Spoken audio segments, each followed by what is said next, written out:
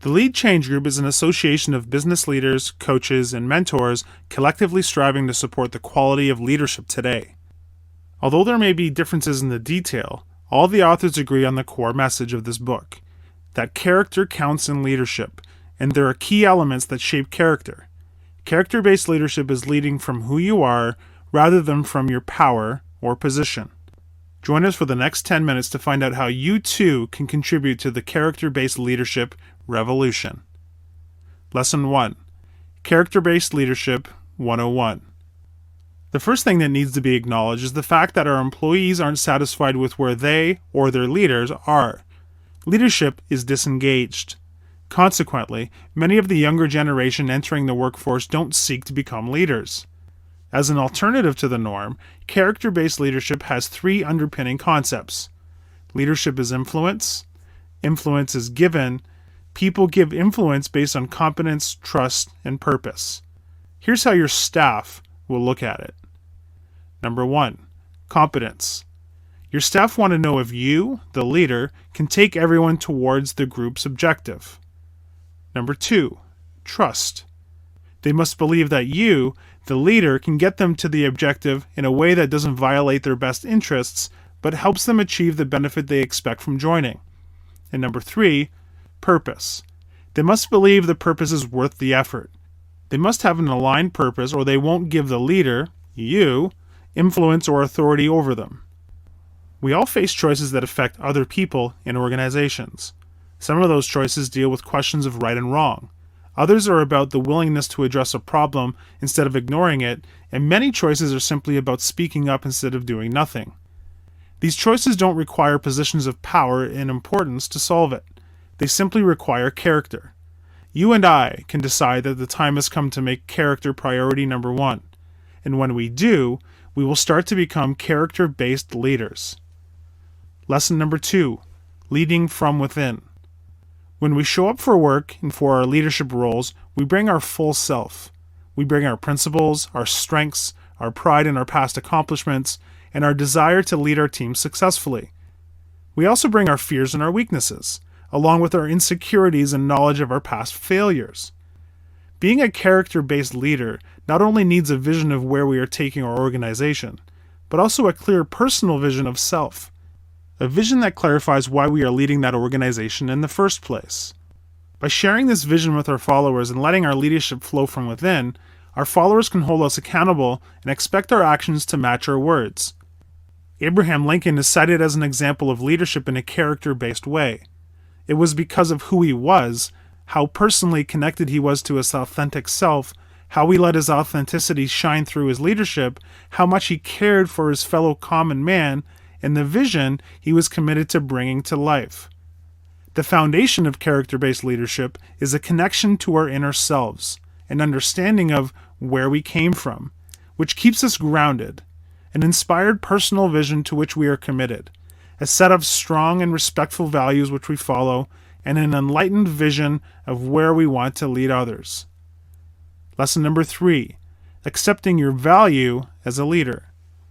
Firstly, we must be honest and brave enough to affirm that we are actually good at something. We are, hopefully, more experienced, skilled, or insightful than others that we will encounter, and they can benefit from our leadership to help them develop and grow. This is not an ego trip. This is merely a belief in our capabilities.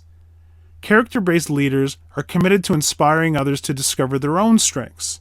This entails helping others to progress from good to excellent, to turn their strengths into expertise, and then to teach them how to do the same for others. There are a number of alternatives to character-based leadership. Leading by position, leading by policy, leading by preference, leading by participation, leading by pandemonium, leading by personality. Unfortunately, they all have negative undertones. They all lead based on a weakness in character. Character-based leadership is leading through our core strength of character. We lead from our strengths because it puts us ahead of the problems and the competition we face. It also allows us to use our time genuinely, instead of fumbling our way through the challenges facing us as leaders. Lesson number 4, head and heart. A character-based leader uses his head to manage and his heart to lead, and sees the importance of both results and relationships. Employees bring their brains and their feelings with them to work each day, so it's only natural that the workplace should contain elements that use both.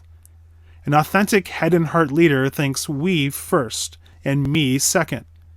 He or she understands that the business needs solid management judgment, but also needs to support fun and laughter, adventure, unbounded possibility, and inventive thinking to lead people to attain their shared vision. When leaders concentrate too much on either task or people, things start to go wrong. Typically, it's the task-oriented practices that get priority attention.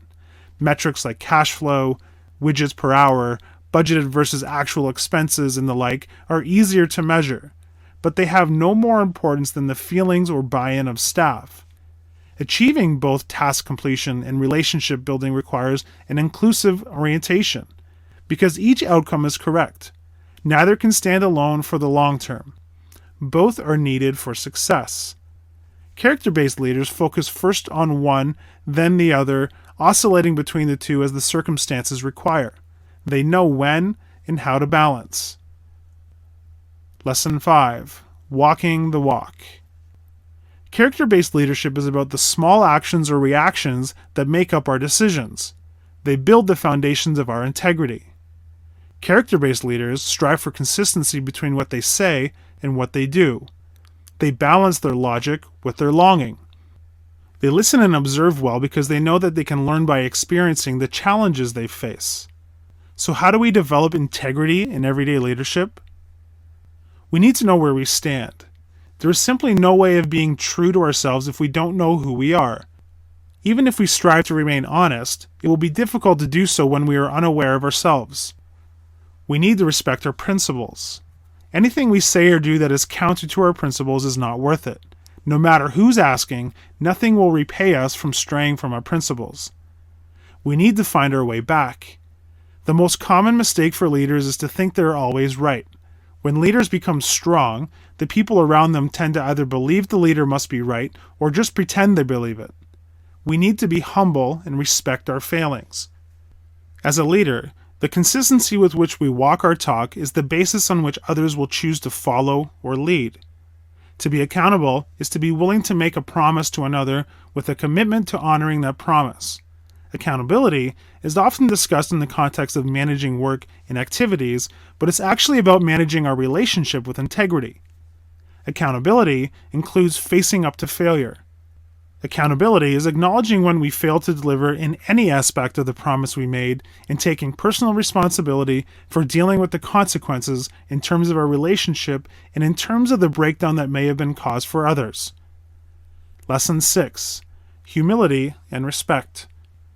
Nothing derails a leader, a business initiative, or a relationship faster than an overinflated ego. Yet we often go to work without a thought for the actual cost of arrogance. Humility is the ability to recognize that we are always better together. As we become more aware of those around us, our own needs actually begin to overlap with others in a united effort towards mutual success. Humility is grown through the following actions: treating others better than we treat ourselves, serving others without expecting a return, acknowledging weaknesses and embracing strengths, thanking others for support and encouragement, letting others perform while we observe and encourage. Respect is equally important. When we respect others, we positively appreciate them, and that causes us to act in their best interests. Character-based leaders don't want to win at the expense of others. They look for ways where everyone can win. Respect is the proper outcome of humility. Too much humility, and we underappreciate ourselves and over-respect others. Too little humility, and we underappreciate others and over-respect ourselves. Respect is the key to bringing life to a team and giving everyone in the organization an opportunity to lead in some way. If we claim we need more leaders, but fail to give people the room to lead, we're fooling ourselves. Lesson 7. Measuring up. So, as a leader, how do we know if we make the trustworthiness grade? Employees use a variety of yardsticks to determine a leader's trustworthiness. These yardsticks fall into one of three broad categories: ethics, interpersonality, and work focus. The ethics yardstick evaluates a leader's moral compass. Do they follow an appropriate ethical code? Do they seem honest? Does the leader treat people with respect, act with accountability, and avoid blaming others? The interpersonal yardstick comes from the chemistry that people feel when interacting with their leaders. It's based largely on a leader's interpersonal style, the blend of individual personality traits, and daily interactions that make up the way they engage with others in the organization. The third yardstick, work focus, is based on what a leader focuses on to get things done at work. Humans tend to have a natural preference that gravitates towards either a focus on getting things done, a task, or on interacting with and relating to others, people. Neither focus is the correct one, and both are valid viewpoints. A truly skilled leader will also help team members appreciate different approaches by encouraging opposites to work together and treat one another as sounding boards. How do you measure up? In summary, character-based leadership is not about leadership with a capital L. It's about the genuine, consistent, appreciative, and humble way you interact with others. It's about engagement, trust, and above all, character. Lead on to success.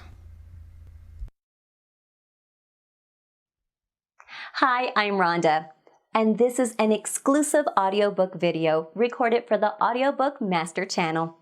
Enjoy your audiobook and have fun learning. Don't forget to subscribe and hit the notification button so you'll get updated on our next upload. If you liked the video, give us a thumbs up and say your thoughts about the book we just covered. Do you want to listen to a summary or review of a book that we haven't covered in the past? Say it in the comments below or send us a message. Don't forget to check our other uploads. Enjoy listening!